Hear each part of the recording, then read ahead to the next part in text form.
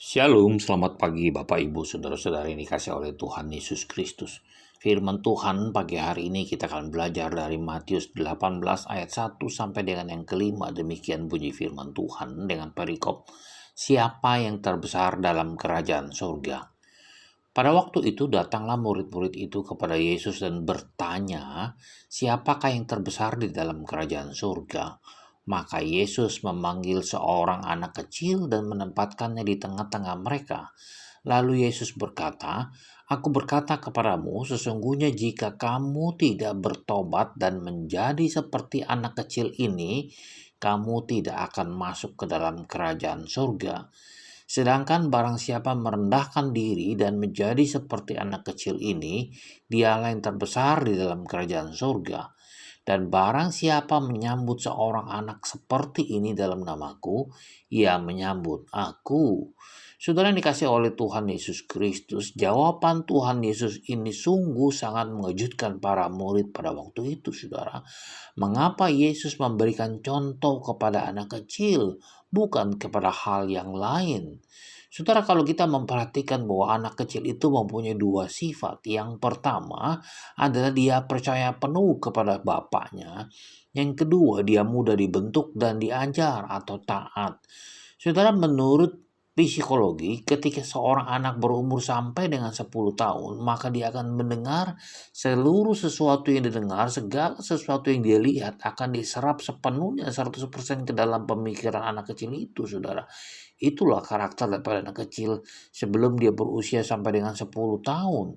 Saudara, seorang anak kecil itu tidak pernah khawatir terhadap apapun juga. Kenapa? Karena anak kecil itu begitu yakin bahwa bapaknya pasti akan menyediakan segala sesuatu yang dibutuhkan olehnya, saudara. Dia percaya, oleh karena itu dia tidak pernah takut dan dia yakin bapaknya senantiasa menjaga dan memberinya perlindungan. Anak kecil itu percaya penuh kepada bapaknya dalam segala situasi, saudara. Nah, iman seperti anak kecil inilah yang seharusnya dimiliki oleh setiap pengikut Kristus, setiap orang yang percaya kepada Kristus. Namun sebaliknya, saudara, ketika kita begitu mudah khawatir dan ketakutan, ketika kita berada dalam situasi yang sulit, saudara, kita lupa akan janji firman Tuhan. Firman Tuhan mengatakan, serahkanlah segala kekhawatiranmu kepadanya, sebab Dia yang memelihara kamu. Saudara yang dikasihi oleh Tuhan Yesus Kristus, orang anak kecil itu selalu taat terhadap apa yang diperintahkan oleh bapaknya. Dia mudah diajar dan dibentuk tanpa pernah mendebat. Firman Tuhan pun bukan untuk diperdebatkan, saudara, tetapi untuk kita taati. Di dalam hal ketaatan, Tuhan Yesus sendiri telah memberikan teladan kepada kita. Bahkan Yesus berkata, "Makananku ialah melakukan kehendak Bapa yang mengutus aku dan menyelesaikan pekerjaannya, dan taat sampai mati, bahkan sampai mati di kayu salib." Demikian bunyi firman Tuhan. Jangankan taat, saudara, ditegur saja oleh firman Tuhan ketika di dalam satu ibadah atau dalam satu acara persekutuan, ditegur secara keras oleh firman Tuhan, tidak sedikit dari kita yang langsung tersinggung. Bahkan kita ngambek dan tidak lagi mau pergi gereja.